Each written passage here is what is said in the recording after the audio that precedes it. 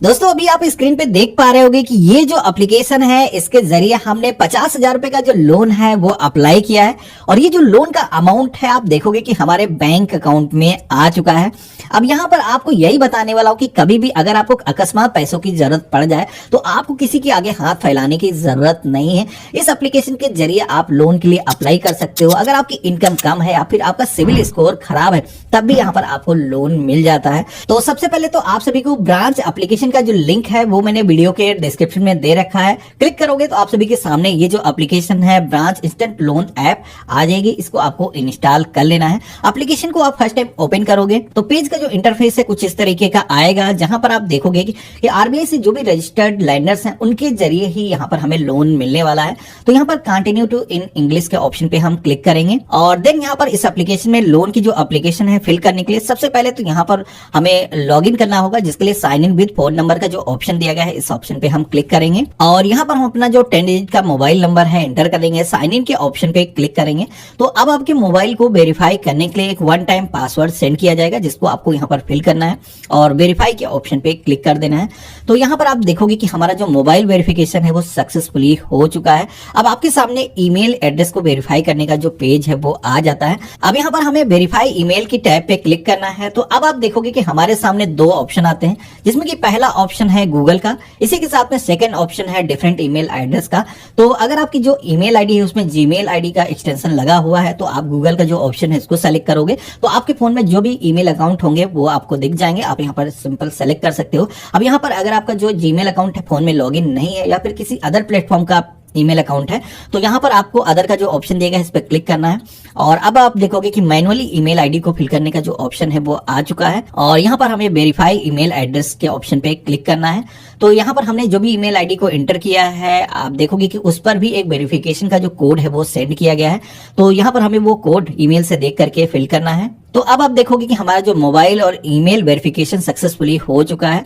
अब यहाँ पर गेट स्टार्टेड का जो ऑप्शन दिया गया है इस ऑप्शन पे हमें क्लिक कर देना है। तो इतना करते ही आप देखोगे कि हम एप्लीकेशन के अंदर लॉगिन हो चुके हैं। अब यहाँ पर इस एप्लीकेशन के अंदर जितने भी आपके लोन होंगे वो यहाँ पर देखने को मिल जाएंगे। कोई भी नया लोन आपको लेना है तो यहाँ पर अप्लाई नाउ का जो ऑप्शन है वो देख जाएगा। इस ऑप्शन पे क्लिक करोगे तो यहाँ से लोन के लिए अप्लाई कर सकते हो। अब जैसे कि हमने अभी अकाउंट बनाया है, हमने इससे पहले इस एप्लीकेशन के जरिए कोई भी लोन नहीं लिया है तो यहाँ पर अप्लाई के ऑप्शन पे क्लिक करेंगे तो यहाँ पर आपको बताया जाता है कि इस एप्लीकेशन के जरिए हम 500 रुपए से लेकर के 50,000 रुपए तक का जो लोन है वो पा सकते हैं। और इस एप्लीकेशन में ये भी आपको बताया जाता है कि इंटरेस्ट अन्य प्लेटफॉर्म से काफी कम है, लेकिन मुझे नहीं लगता, थोड़ा सा इंटरेस्ट ज्यादा है इनका। लेकिन जिस तरीके से ये एप्लीकेशन आपको लोन प्रोवाइड कर देती है, आपका सिविल अगर खराब भी है, इनकम अगर आपकी कम भी है, तब भी आप सभी को यहाँ पर लोन मिल जाता है। कोई भी आपको फिजिकल डॉक्यूमेंट या इनकम प्रूफ देने की जरूरत नहीं होती है। तो यहाँ पर लोन के लिए एप्लीकेशन देने के लिए स्टार्ट योर लोन एप्लीकेशन के ऑप्शन पे हम क्लिक करेंगे। कुछ परमिशन यहाँ पर आपको अलाउ करने के लिए बोली जाएंगे। आपको अलाउ एक्सेस के ऑप्शन पे क्लिक कर देना है और सारी ही परमिशन को यहाँ पर आपको अलाउ कर देना है। अब इसके बाद में देखोगे कि वेरीफाई और आईडी का जो ऑप्शन है वो आ चुका है, जहां पर आप सभी को अपनी जो आईडी प्रूफ है वो यहाँ पर वेरीफाई करना होगा, जिसके लिए कंटिन्यू के ऑप्शन पे क्लिक करोगे तो अब आप देखोगे कि आईडी को वेरीफाई करने के लिए भी यहाँ पर दो मेथड दिए गए हैं, जिसमें कि आप चाहो तो डिजी लॉकर एप्लीकेशन के जरिए यहाँ पर ऑथेंटिकेशन करके अपनी जो आईडी डिटेल है वो वेरीफाई कर सकते हो। लेकिन इसमें प्रॉब्लम ये आती है कि कई बार सर्वर एरर की वजह से यहाँ पर ऑथेंटिकेशन करते वक्त कई सारे लोगों को एरर फेस करना पड़ता है। तो इसके लिए यहाँ पर एक सेकंड ऑप्शन दिया गया है अपलोड आईडी कार्ड का। तो इस ऑप्शन पे हम क्लिक करेंगे तो यहाँ पर आपको आइडेंटिटी टाइप चूज करना है, तो जिसमें कि आप देखोगे कि यहाँ पर आधार और वोटर आईडी कार्ड, दो ऐसे आईडी प्रूफ हैं जो कि हम दे सकते हैं लोन लेने के लिए। तो चलिए, आधार सबके पास मौजूद है, आधार का जो ऑप्शन है इसी को हम सेलेक्ट करते हैं और कंटिन्यू के ऑप्शन पे हम क्लिक करते हैं। अब आप देखोगे कि यहाँ पर बताया जा रहा है कि आपको अपने आधार कार्ड की जो फोटो है वो क्लिक करना है। ध्यान रखना है यहाँ पर ओरिजिनल ही आधार होना चाहिए, फोटोकॉपी नहीं चलने वाली है। तो नेक्स्ट की टैब पे जैसे आप क्लिक करोगे और यहाँ पर कैमरा आपका ओपन हो जाएगा। इसके बाद में आप सभी को अपना जो आधार कार्ड है उसका जो फ्रंट पेज है कुछ इस तरीके से, और यहाँ पर आप लोग जब कैप्चर कर लोगे अच्छे तरीके से, आपका जो आधार इस सर्कल में है तो यहाँ पर आप सभी को सबमिट के ऑप्शन पे क्लिक करना है। अगर फोटो कैप्चर करते इसमें कोई परेशानी हुई है, आप दोबारा से फोटो लेना चाहते हो, रिटेक का ऑप्शन दिया गया है और उसके बाद में आप सबमिट के ऑप्शन पे क्लिक करोगे तो यहाँ पर आईडी का जो फ्रंट पेज है वो यहाँ पर आप देखोगे कि यहाँ पर सक्सेसफुली कैप्चर हो चुका है। अब इसी के साथ में बैक साइड का जो आधार है उसको भी यहाँ पर कैप्चर करने के लिए बोला जा रहा है। तो अगेन हम कुछ इस तरीके से आधार को रखेंगे और कैप्चर करेंगे। तो यहाँ पर भी आप देखोगे कि हमारी जो बैक साइड की आधार कार्ड की फोटो है वो भी कैप्चर हो चुकी है। हम सबमिट के ऑप्शन पे क्लिक करेंगे तो अब आप देखोगे कि हमारे सामने सेल्फी को अपलोड करने का जो पेज है वो आ चुका है। इस तरीके से सर्कल के अंदर अपना फेस रखना है और कैप्चर के ऑप्शन पे क्लिक करना है। तो यहाँ पर आपकी जो फोटो है पासपोर्ट साइज की कुछ इस तरीके से कैप्चर हो जाएगी और यहाँ पर भी फोटो परफेक्ट है। तो आपको सबमिट के ऑप्शन पे क्लिक करना है। ध्यान रखना है यहाँ पर फोटो जब आप कैप्चर कर रहे हो तो आप किसी प्लेन वॉल पे हो, जिस तरीके से मैंने फोटो कैप्चर किया कुछ इस तरीके से ही रखना है। अगर आपके पीछे कई सारी चीजें हैं तो कोई भी आपको पर्दा या कुछ इस तरीके से व्यवस्था करनी है कि प्लेन पीछे रहे, जिससे कि फोटो पासपोर्ट साइज की जैसी लगती है वो उसी तरीके की आए। तो यहाँ पर हम जैसे ही सबमिट के ऑप्शन पे क्लिक करेंगे तो आप यहाँ पर देखोगे कि पर्सनल डिटेल्स का जो पेज है वो आ चुका है, जिसके अंदर आप देखोगे कि मोस्टली जो आपकी इंफॉर्मेशन है वो सारी इंफॉर्मेशन आपके आधार के जो रिकॉर्ड्स हैं, आपने जो आधार की फोटो कैप्चर की थी उससे यहाँ पर आ चुकी हैं। तो यहाँ पर जो भी डिटेल्स ब्लैंक हैं उनमें आप सभी को अपनी जो डिटेल्स है वो फिल करना है। जैसे कि यहाँ पर पैन नंबर का जो सेक्शन है वो यहाँ पर दिया गया है। तो अपना जो पैन नंबर है यहाँ पर कैपिटल लेटर्स में हम इंटर कर देंगे और इसके बाद में यहाँ पर आपका जो एड्रेस है वो पहले से ही आधार से आ चुका है।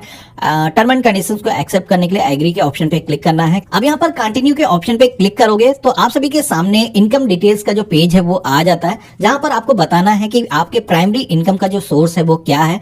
जहां पर अगर आप एक बिजनेसमैन हो तो सेल्फ एम्प्लॉयड का ऑप्शन दिया गया है। इसी के साथ में सैलरीड पर्सन हो, आप जॉब करते हो तो यहाँ पर सैलरीड सेलेक्ट करोगे, या फिर अगर आप कुछ भी नहीं करते हो तो अनएम्प्लॉयड का भी यहाँ पर ऑप्शन दिया गया है। जैसे मैंने सेलेक्ट किया है तो नीचे की तरफ अगला ऑप्शन आया है मंथली इनकम का।